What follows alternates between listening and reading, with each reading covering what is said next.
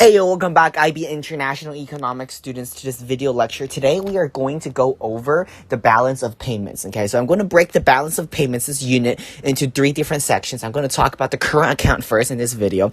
I'm going to talk about the capital account, or what we call the financial account. And in our third video, we're going to be talking about the relationship between these two accounts. So, here's the introduction of the balance of payments. Why don't we go over some definitions first? So, the balance of payments is a summary of all the transactions between the people of one country and the rest of the world. So, you basically just imagine everything between the interactions of one country and the rest of the world is going to be tracked within this balance of payment. Okay, within this payment. So, just imagine a spreadsheet. Now, instead of a person's spendings and a person's income, it's going to be a country's spending and a country's imports. Okay, so we have our current account first. Now, what is the current account? A current account measures a variety of different transactions a country receives and gives away. Okay, so current account may either be in the negative, which means they're importing more than they're exporting, or they could be in a positive, or they're exporting, or they're exporting more than they're importing. Now, what are some factors that will contribute to our positive current account? So right here, I have a couple of factors, okay?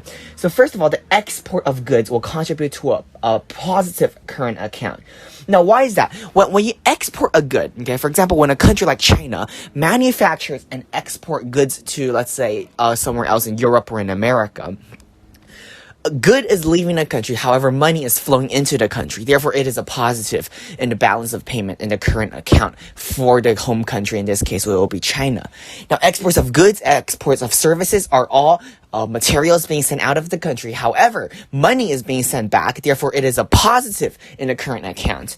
Now, remittances from domestic workers abroad. Now, what do I mean by domestic workers abroad? For example, if I am a American worker and I go to work in China, okay, for example, I work in China as an American worker. However, the income I make in China as an American worker is sent back to my home country, okay? So this is what we call remittances of domestic workers from abroad. Another example is the interest earned by home workers abroad. For example, if I am an American worker, I go to China. I set up a bank account in China and I earn interest. But the interest that I earn in China is going to be sent back to America. That's also what we call interest earned by home workers abroad. Another form of positive current account flow is the profits earned from abroad transferred back home. Investment profits, investment revenue, and gifts from foreign entities to home countries. For example, my uncle in Japan is going to visit during Christmas and going to give me some gifts, right? That's what we call gifts from foreign entities from home countries. However, this only offers a little slice of the positive account inflow of capital. Now, the negative current account is basically the same as the positive account, just opposite, okay? So instead of exports of goods, we have imports of goods. Instead of exports of services, we have imports of services.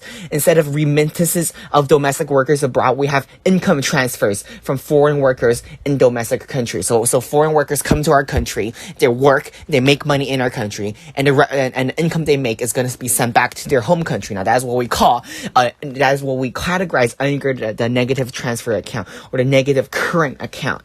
Okay, another forms of negative current accounts or factors contributing to negative current accounts are firms taking profits from the domestic economy. So foreign firms in the domestic economy making profits and sending the profits back to their home countries. And once again, domestic people giving foreign entities gifts. Now, the balance of payments could either be positive or negative. Now, what do I mean by that?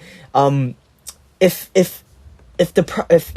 more exports are occurring than their imports occurring, then we have a surplus, okay? We have a surplus in the current account. That's when A is greater than B, okay? When the positive current account is greater than the negative current account, then we have a surplus in the current account. Now, the opposite is also true. If our negative account is greater than our positive account, then we have a deficit. Now, what are some examples of this? Let's look at America, okay? America has a deficit, okay, has a deficit in the current account. Now, what do I mean by America has a deficit in the current account? That means America exports less goods than it imports. In other words, America imports more goods than it exports. Now, what happens when America imports more goods than it exports? B is greater than A. Now, when B is greater than A, an account deficit occurs. Now, this is just our first video, so we're just going to talk about what the current account is. Now, in the next video, we're going to be talking about the financial account.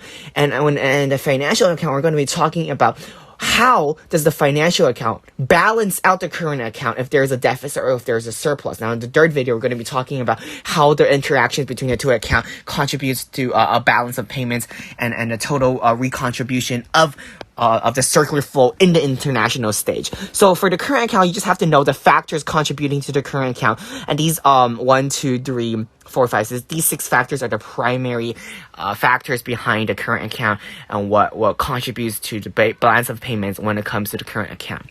So I really do hope this video is helpful, and I hope to see you guys in the next video where we'll be talking about the financial account. Okay, now good luck in your studies of international economics, and I'll see you next time.